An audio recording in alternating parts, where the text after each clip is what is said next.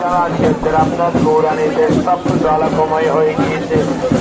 হাসনাত জামিও এসানিহি, আমি আপনার চরিত্র এত সুন্দর, এই চরিত্রের কথা আল্লাহ কোরআনুল কারীমের মধ্যে বলেছেন, ইন্নাকা লাআলা খুলুকিন আযীম।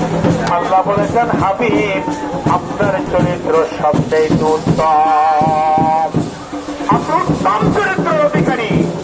অপর আয়াত আল্লাহ বলেছেন, লাকাদ কানা লাকুম ফী রাসূলিল্লাহি উসওয়াতুন হাসানা, তোমরা উত্তম চরিত্র তলব করতে চাইনি, আমার রাসূলের চরিত্রকে অনুসরণ।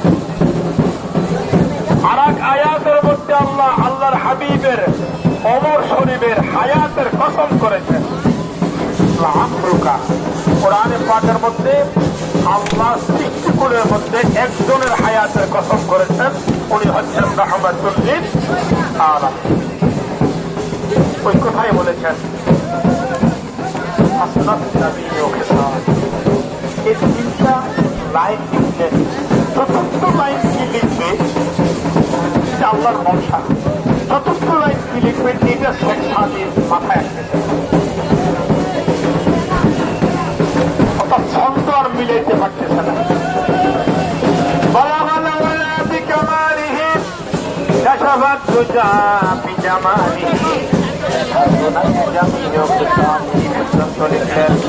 তারপরে যার মাথায় আসতেছে না, মাথার মধ্যে আসতেছে না, বুঝে আসতেছে না। যখন বুঝে আসে না তখন থামাইতে লাগলেন, মনে চিন্তা করলেন কি লিখব, মনে মনে চিন্তা করেন কবিতা তো অনেক লিখেছি, গ্রন্থ অনেক লিখেছি, আল্লাহর হাবিবের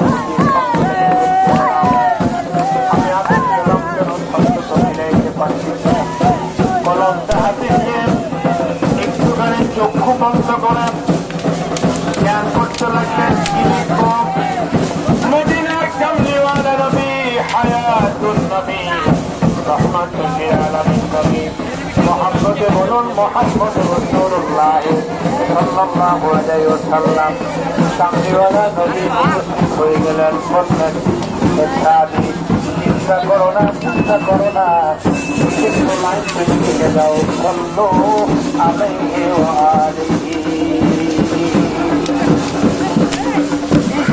লাইনটা কোরআনে নবীর জবানে পাকের কথা।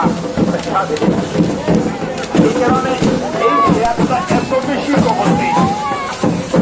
আপনি যে কোনো মাহফিল বলেন, মসজিদ বলেন, ইসলাম বলেন, যে কোনো জায়গায়